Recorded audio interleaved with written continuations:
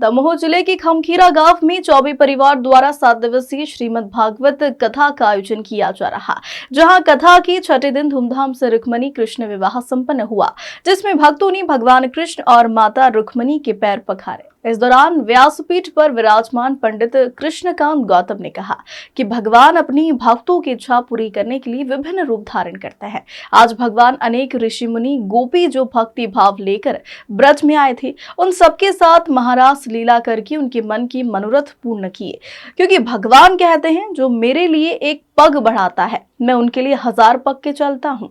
इसके बाद कंस वध की कथा करते हुए आगे मां रुक्मणी कृष्ण भगवान की दिव्य विवाह उत्सव की कथा कही, जिसमें सभी भक्तगण भाव विभोर होकर भगवान के विवाह में सम्मिलित हुए। धर्मान बख्शे सनातनान वाके बिहारी लाल की जय।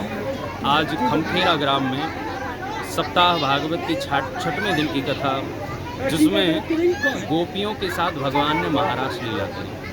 यहाँ पर कई लोग चर्चा कर देते हैं भगवान ने अन्य गोपियों के साथ महारास लीला करी, तो हम भी कर सकते हैं, परंतु समाज के लिए यहाँ पर भगवान को किसी एक मनुष्य की दृष्टि से ना देखते हुए भगवान को उस अनंत परमात्मा को ही देखना चाहिए, जो हर कण कण में बसा हुआ है, जो गोपियों में भी बसा है, कोई जीव में भी बसा है, वही परमात्मा सब में व्याप्त है। और यहाँ पर जो महारास लीला भई है, इसमें आत्मा और परमात्मा का मिलन हुआ है। तो इस लीला को कोई काम लीला ना समझकर काम मदभंग लीला समझें और भगवान की प्रत्येक कथा में विश्वास रखकर भक्ति युक्त कर्म करके भगवान को हर कर्म समर्पण करते हुए अपने जीवन को यथावत चलाएं। तो जैसे गोपियों के प्राणों की रक्षा करने के लिए भगवान ने आकर प्राणों की रक्षा करी, वैसे ही भगवान हमारा और सबका कदम कदम पर हाथ थामेंगे और कदम कदम पर सबकी रक्षा करेंगे।